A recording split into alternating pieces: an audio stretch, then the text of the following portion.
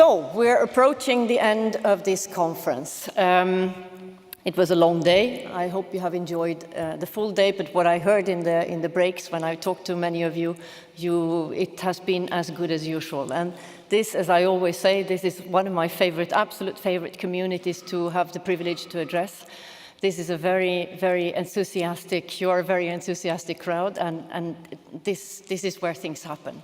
So it's a pleasure for me to be here today to make the closing speech as well. I had the pleasure of making the closing speech at the From ISA to ISA² Conference in 2016 when we launched this program. And since then, we see every year what happens.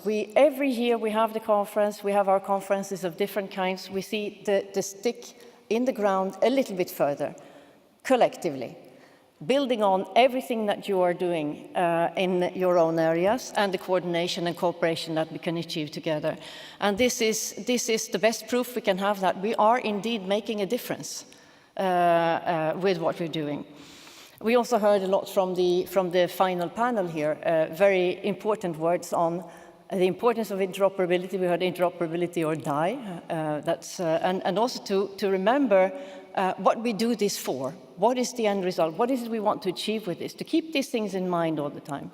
And also some very important words on how we cooperate, how we can use the instruments at hand in this framework that we're discussing now. This is your vehicle to actually bring this cooperation forward together.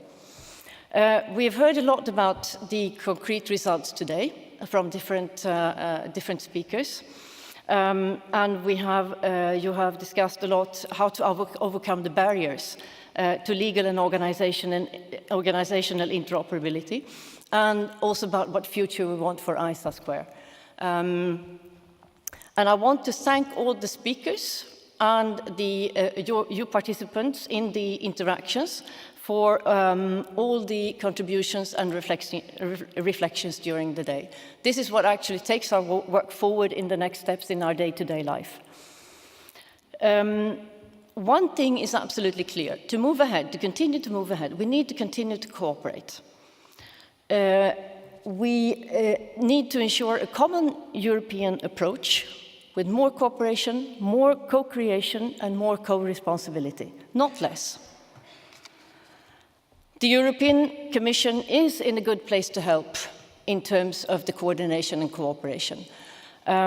We have a couple of very important instruments in the EIF and the e-Government Action Plan, which have been created with you, with the community, with academia, with member state representatives, and they are your instruments. They are our joint instruments.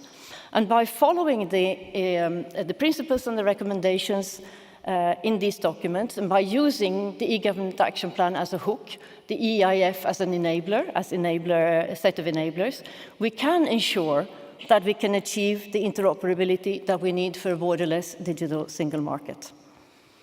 And we are committed as a European Commission to the joint effort in this. And this means that we are not only asking member states to do this digitalization effort, we're doing it for ourselves. As you heard our Commissioner say this morning, we have just finalized a digital strategy for the Commission. This was adopted actually just now. We have a very fresh, hot from the printer, well, we're not going to print because it's digital, but, of course, but still, digital strategy for the European Commission. The strategy sets forward a vision for the Commission to become a digitally transformed, user-focused, data-driven institution by 2022. Okay. Maybe we will not be completely there, but we will have taken all the important steps and have the clear actions to take us forward to actually reach that goal. And we will have made some very, very big steps. This will help us make further progress on an effective, transparent, secure, and efficient Commission at the service of citizens, businesses, and public administrations. And there's no doubt about it, digital is becoming a vital part of our economy and society. Digital is everywhere, in all sectors, and we need to meet people's demands for easy-to-use government services. So the Commission is trying to accelerate the support to digitalization through various programs. For the moment, we have Horizon 2020, that brings innovations. We have the European Structural and Investment Funds that increase economic growth with digital technologies. We have the Structural Reform Support Programme that facilitates digital transformation. We have the Connecting Europe facility that helps build necessary infrastructure. And the ISA² Programme, which we are discussing, that ensures that the outcomes of digitalization are interoperable. Digital public services, enabling the free flow of data across borders and sectors. And it's amazing, isn't it, how we've all learned to say interoperable over these years, or interop. We have many other instruments, and sometimes when we look at all these various instruments, it's difficult to know, to orient yourself in the landscape of various European initiatives. So for this reason, we have actually worked on this quite hard since the adoption of the ISA² Programme to integrate more the different instruments of the Commission, to be more coherent in our approach. And that's why, to go even further, in the next MFF, as you know, we have the Digital Euro Programme. We have taken an important step to merge even further. This is going to be a much more integrated program where we concentrate the funding and the resources and the frameworks that will help Europe become more digital. The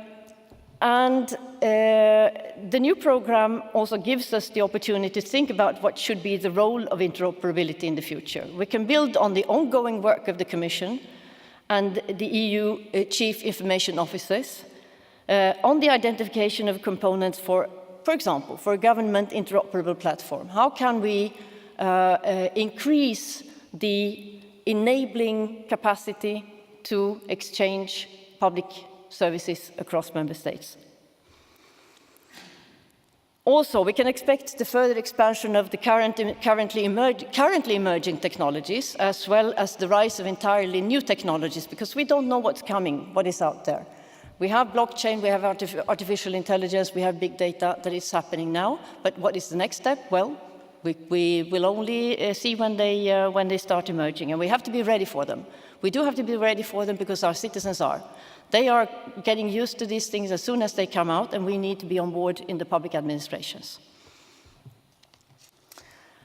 So, ladies and gentlemen, I would like to thank you for being a great audience today, as always. I just talked to a couple here who are here are in this conference for the 9th year. Congratulations, it's worth the price. Many of you are returning customers. That's what makes this such a great community. And I would like to also take the opportunity to thank all the speakers, our hosts, and the ISA² team that has organized the conference with the same success as always. Well-organized, smooth, lively, good topics, good speakers, and high discussion level. It's been an amazing day, and it has helped us summarize where we are now and what should be done next, which is as important. We got answers to some of our questions, and for others, at least we have the direction where we want to go.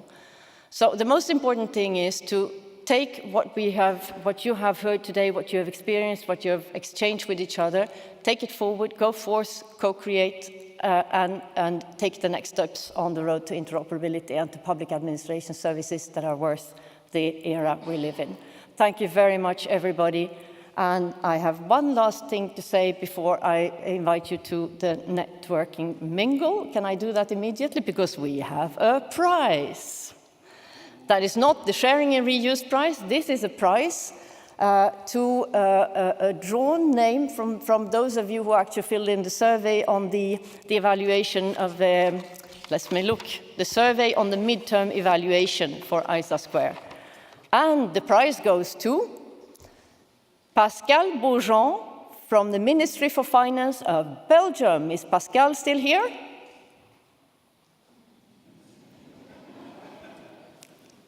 No. Is Frank here? Do you know, Frank, do you know Pascal? No, okay. He just wants a free tracker. Do we have a reserve name? Sorry? We'll track him down. We'll track him down. Okay, so the prize goes to Pascal, and that's it. And with that, I would be very happy to see you at the network cocktail, unless our host has more words to say. Will you come up? Is there anything else we need to say? I think we're good. Please, ladies and gentlemen, a round of applause for Gertrud Ingestad. A lovely closing speech. Thank you, ma'am.